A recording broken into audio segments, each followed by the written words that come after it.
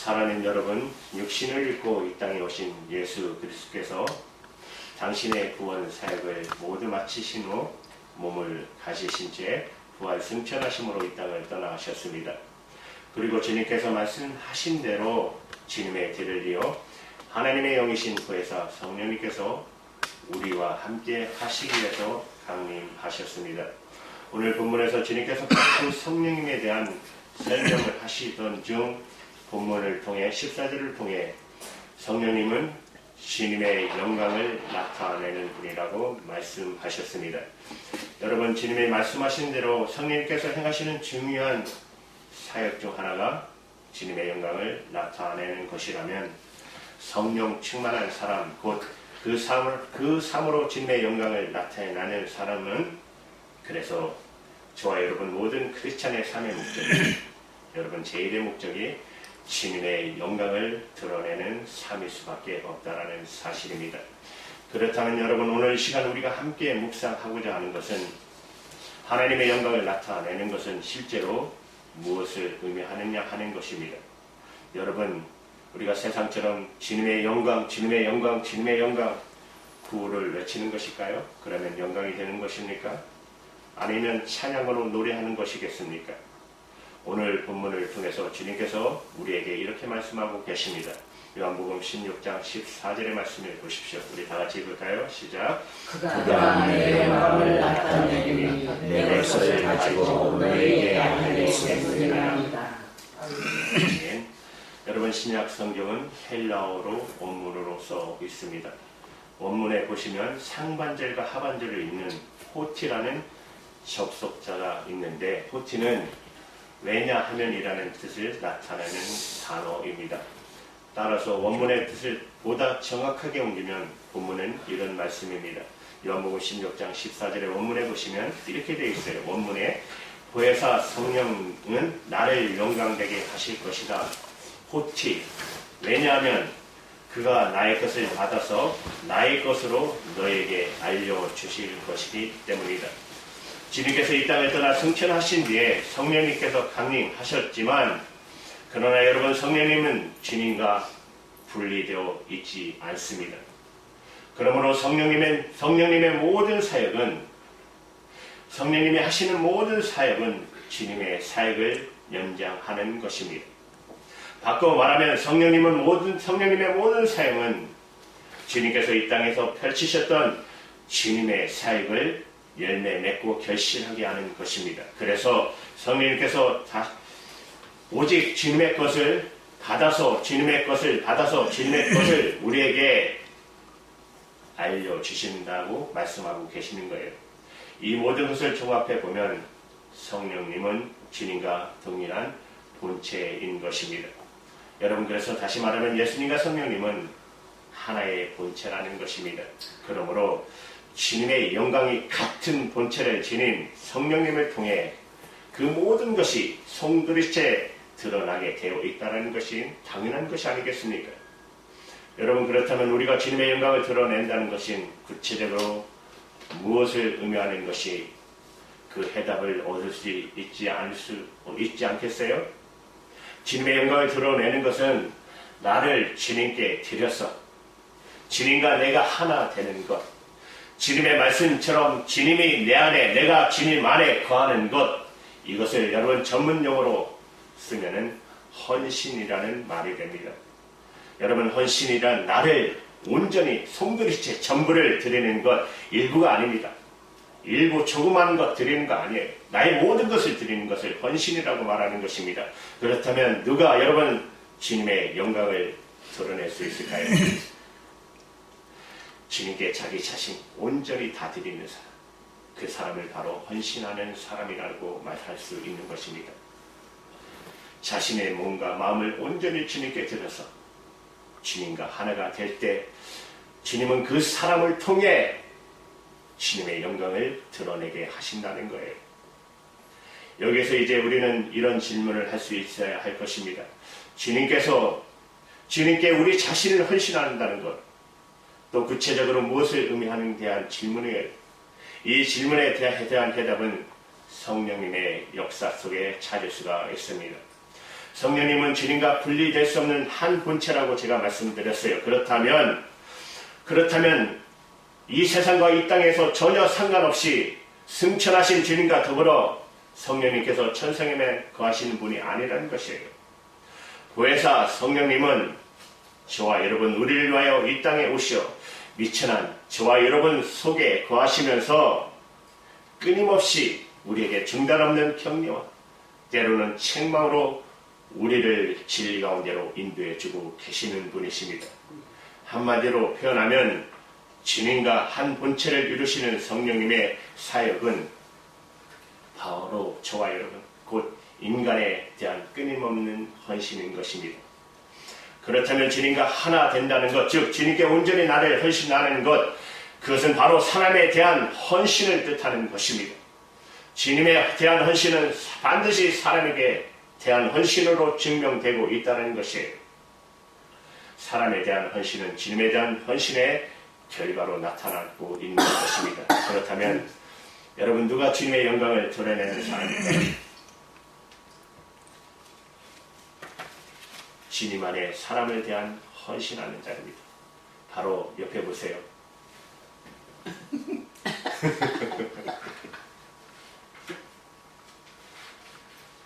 바로 여러분 옆에 있는 분들에게 헌신하는 사람이 주님의 영광을 나타내는 것입니다.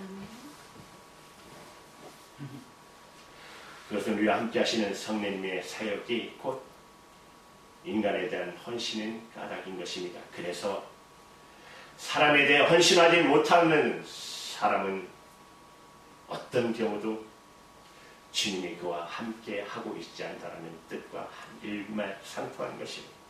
여러분 잘 들으셔야 돼요. 주님께서 하나님의 영성을 따라 사람을 지으셨어요. 그것은 그래서 우리 자신을 가만히 살피고 우리의 지체가 온통 헌신의 결정체임을 알게 됩니다. 우리 지체 중 그 어느 것도 자기의 유익을 위해 존재하는 지체는 없습니다.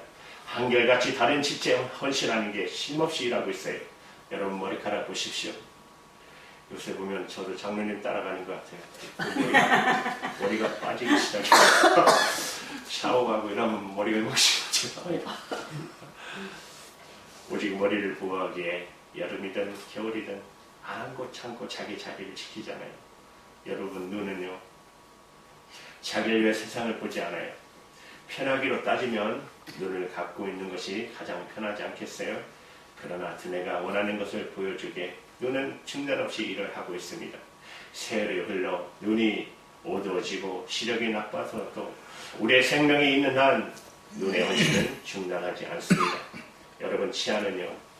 치아 없이는 음식을 제대로 먹을 수 없습니다. 평생토록 치아는 음식을 빻는 일을 하지만 단 한 번도 음식의 맛이나 포만감을 즐기지는 않습니다.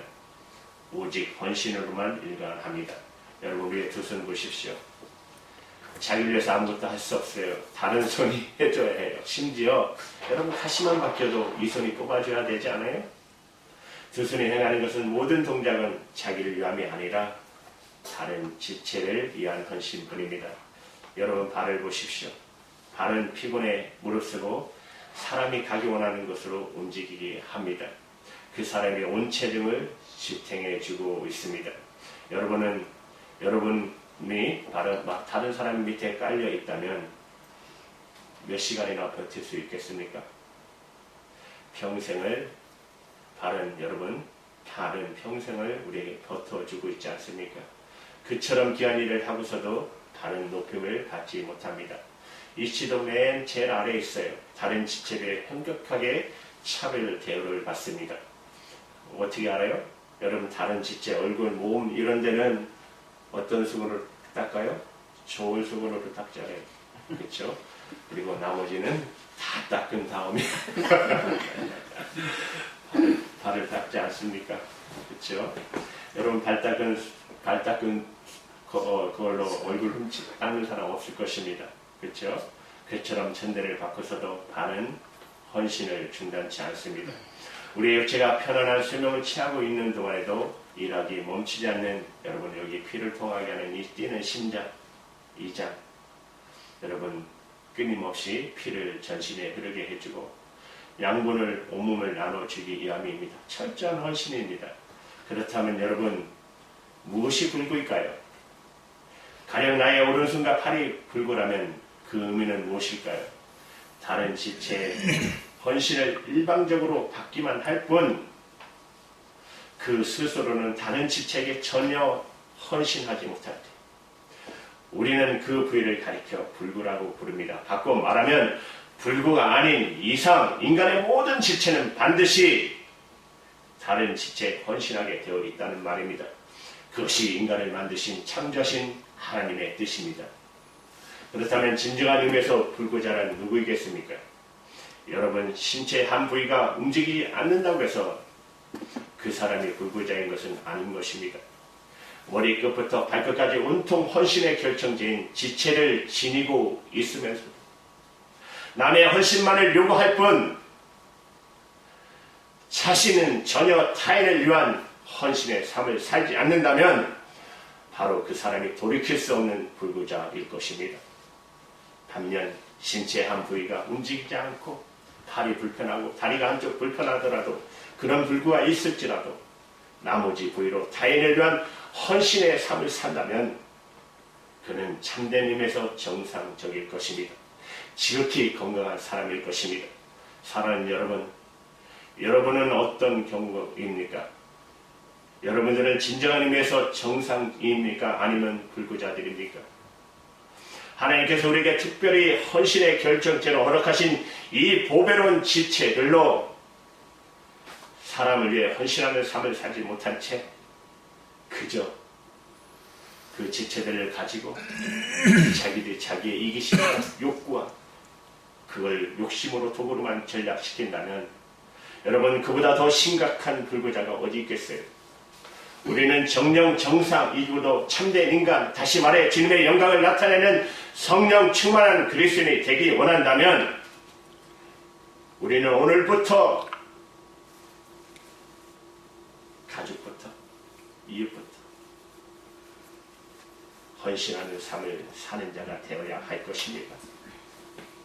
내가 무슨 일을 하든 여러분들이 부모님을 돌보는 일을 하든 비즈니스를 하든 그 목적이 나의 유익이 아니라 사람에 대한 사랑과 헌신이 있어야 할 것입니다.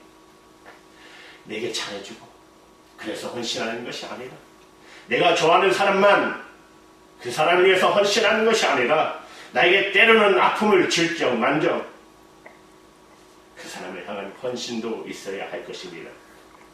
여러분 손을 보십시오. 한 방향으로 헌신하는 거 아니잖아요. 위아래 온몸을 향해 헌신하고 있어요. 발을 보십시오. 온몸을 심탱하고 있지 않습니까? 우리의 심장 역시 위아래 옆으로 차별 없이 끊임없이 피를 보내주고 있어요. 사람을 위한 우리의 헌신 이와 같아야 할 것입니다. 우리는 나보다 나은 자, 나보다 뛰어난 자, 잘난 자, 높은 지에 있는 사람에게 헌신할 수 있어야 합니다. 동시에 나보다 못한 자, 낮은 자에게 헌신할 수도 있어야 합니다. 그들 역시 나와 똑같은 주님의 지체들입니다. 여러분 어떤 의미에서 내 위에 있는 자나 아래에 있는 자의 헌신은 쉬울 수가 있습니다. 위를 향한 헌신은 위로부터 격려를 가져다 주고 아래를 향한 헌신은 아래로부터 명화가 돌아오기 때문에 그러나 이런 의미에서 정작 어려운 것은 내 곁에 있는 사람, 나 비슷한 사람, 이를테면 여러분의 경쟁자, 라이벌, 그쵸? 헌신, 거기에는 격려나 명예가 보이지 않아요. 오히려 견디기 힘든 질투심과 시기심을 초래하는 경우가 더 많습니다. 그러나 주님의 영광을 위해서는 주님의 영광을 위해서 사는 사람의 헌신은 반드시 경쟁자일지라도 내가 나의 라이벌일지라도 그 헌신을 포함되어 있음을 여러분 기억하시기 바랍니다. 그로 인해서 주님의 영광이 더 크게 드러날 때 주님의 지체된 나의 영광 또한 더욱 빛나게 되는 까닭일 것입니다. 시아가 그토록 애써서 음식을 씹은 다음 고스란히 위장으로 넘겨주지만 위장이 그 음식을 받아 소화시킴으로 온몸에 힘을 얻고 여러분 그 결과 치아가 자기 건강을 유지하는 것과 같은 이치입니다. 여러분 제자들과 사도 바울을 보십시오.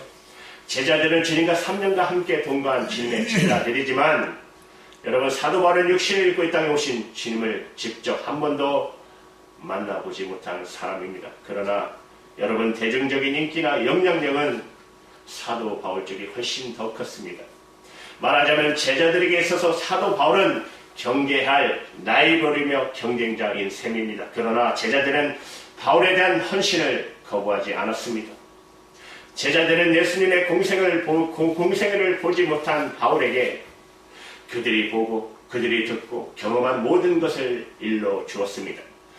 제자들 개인으로는 불가능한 일이었으나 그것이 주님의 영광을 위해서는 전혀 어려운 일이 아니라는 것입니다. 여러분 만약에 제자들의 헌신이 없었다면 신약 성경 13개의 서신, 바울의 서신은 불가능했을 것입니다.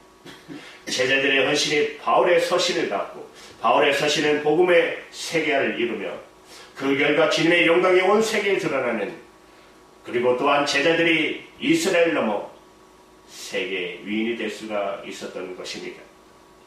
여러분 우리의 헌신은 이나 아래만이 아니라 반드시 옆으로 확산되지 않으면 안 됩니다. 그때 우리는 더 이상 불구자가 아닌 정상적이고 거룩한 건강한 그리스도인이 될 수 있습니다. 어떻게 그런 삶이 가능할까요?